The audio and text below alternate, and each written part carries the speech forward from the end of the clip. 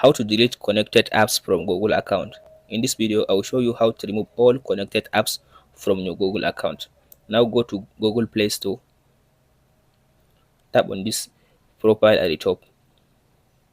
Now go to Google accounts. In this section, now go to data and privacy. So in this section, now tap on the profile at the top right side.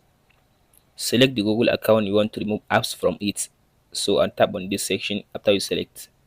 So now scroll all the way to down. If you scroll to down, as you can see, now go to this apps and services. So you can tap on this section now. Here is the app that I currently have access to my Google account. Tap on this section. So in this section, you will find the total apps that are currently connected to your Google account. If you scroll to down, here is apps now. So tap on the one that you want to remove. Let's say now I want to remove this one. So here is the app now. Scroll to down, tap on this delete all connections. So tap on this confirm button. So as you can see now they are no longer connected to my app, to my Google account. Hope this video helps you out.